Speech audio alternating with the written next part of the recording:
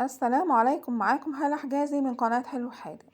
احنا النهاردة عملنا كفتة الفراخ، بصراحة طلعت تحفة. واللي ما عملش الكفتة دي قبل كده او كباب الفراخ فايته كتير قوي.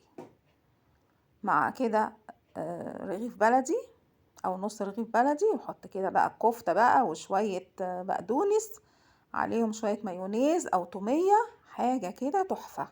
وبألف هنا وشفا مقدما. لو عجبكم الفيديو ما تنسوش لايك وشير واشتراك في القناة. انا عملت الكمية دي كلها من صدر فرخة واحد، غسلة كويس جدا. طبعا خليت صدر الفرخة وغسلته كويس جدا. وبعدين هجيب بقى معايا طماطمتين، ومعايا بقدونس، ومعايا حباية فلفل، ومعايا بصلاية كبيرة. والتوابل معايا ملح وفلفل وكزبرة وبابريكا، ومعايا السبع بهارات، معايا منها معلقة صغيرة. خلاص.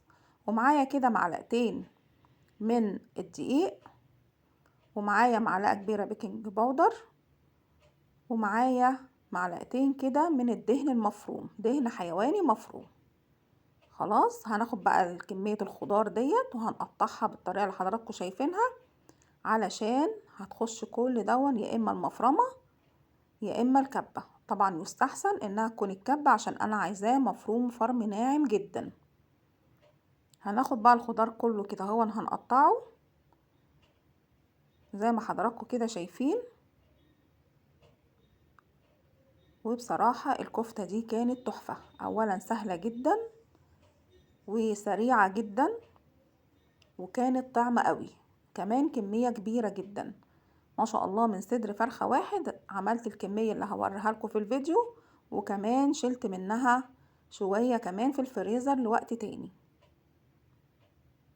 ما تنسوش لايك وشير واشتراك في القناة.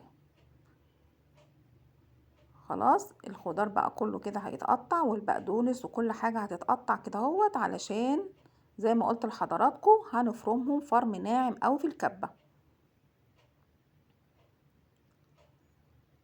ممكن الكفتة دي تشويها على الفحم، وممكن نشويها في الفرن. طبعا الاسهل لينا ان احنا نشويها في الفرن، علشان طبعا انتوا عارفين بقى البهدلة اللي بتحصل من الفحم، لو خصوصا لما يكون في البيت. وطبعا بتبقى حاجة بتاخد وقت ومجهود، لكن في الفرن ما بتاخدش لا وقت ولا مجهود. هاخد بقى الدهن دهن حيواني زي ما قلت لك حضراتكم كده، يا اما ليا او اي جزء حيواني، اي يعني دهن حيواني، مش لازم برضو تكون ليا.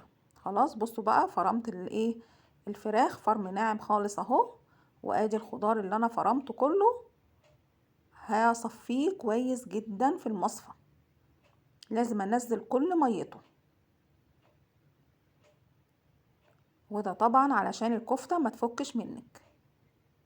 خلاص. هصفيه كده كويس جدا اهو. بصوا بقى المية اللي نازلة منه، طبعا دي مية البصل والطماطم والخضرة اهو. هحط بقى على المية اللي نزلت من الخضار هحط ملح وفلفل وشوية زيت وشوية خل برضو، وهحط كمان معلقة كده صغنططة من الثوم المفروم على المية ديت. خلاص. هاخد بقى الخضار اللي انا عصرته، وهاخد التوابل كلها هحطها على الكفتة، وهاخد البيكنج باودر، وكمان هحط شوية من الدقيق. يعني مش هاخد المعلقتين كلهم، هعجنها بقى كده كويس جدا. ولو لقيتها عاوزة دقيق تاني هحط لها. الدقيق فايدته ايه يا جماعة؟ فايدته ان هو بيشرب السوائل او عشان الكفتة ما تفكش اهو. بصوا بقى كل شوية كده بزود وبخلطهم مع بعض. لقيتها ان هي تحتاج كل الكمية اللي هي معلقتين كبار دقيق. خلاص. هعجنها بقى كده كويس جدا، وهغطيها بستريتش وادخلها التلاجة كده تتبل كده مع بعضها قد نص ساعة. ممكن الثوم المفروم ممكن تحطيه على الكفتة، وممكن نحطه زي ما انا حطيته على المية اللي نزلت من الخضار. بصوا بقى الكفتة كده تماسكت اهي زي ما حضراتكم شايفين، لما دخلت التلاجة كده تماسكت كده مع بعضها، واتبلت كمان عشان تاخد كله ياخد من طعم بعضه.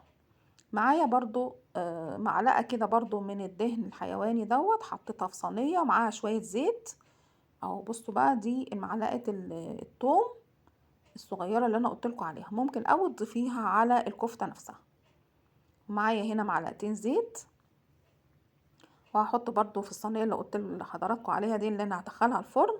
طبعا انا عندي طبعا الفرن كده شغال بيسخن، وحطيت في الصينية دي معلقتين من الدهن المفروم، ومعايا كمان معلقتين زيت. دهنت بيها بقى الايه الصينية كده كويس جدا، ووزعتهم كده في الصينية، وهبدأ اصبع الكفتة. هدهن بقى ال العصاية الخشب ديت، هدهنها بالزيت عشان لما احط عليها الكفتة اقدر اطلعها بكل سهولة، ما تلزقش على العصاية اللي انا بعمل عليها ديت. وهحط ايدي برضو في السائل دوت اللي هو مكان الخضار، وهاخد من الكفتة واصبعها اهو. بصوا بقى دي الشوية اللي انا حطيتهم في الفريزر، ما لقيتش لهمش مكان في الصينية، عشان كده تاخد ايه راحتها كده وتخش الفرن براحتها. خلاص دخلتها بقى الفرن، وطبعا تكوني ملاحظاها. بصوا بقى خرجت، ده اول وش، هنقلبها بقى على الوش التاني، وهاخد بقى من السائل اللي عندي وهدهن بيه الايه الكفتة، يديها طعم حلو جدا ولمعة وطراوة، بيديها كده حاجة، بتخليها كده حاجة كده جميلة كده وتحفة. طبعا انا هعمل لها فحمة بديل على اني يعني اشويها في الفرن، ولو مش عايزة الفحمة دي خلاص مفيش اي مشكلة، بس انا حبيت اخليها بطعم الكفتة العادية اللي احنا بنعملها بتاعة اللحمة. خلاص كده خرجت اهي من الفرن. بصوا بقى في الصينية كده لسه ايه سخنة مولعة، حاجة كده يا والله تحفة وجميلة جميلة.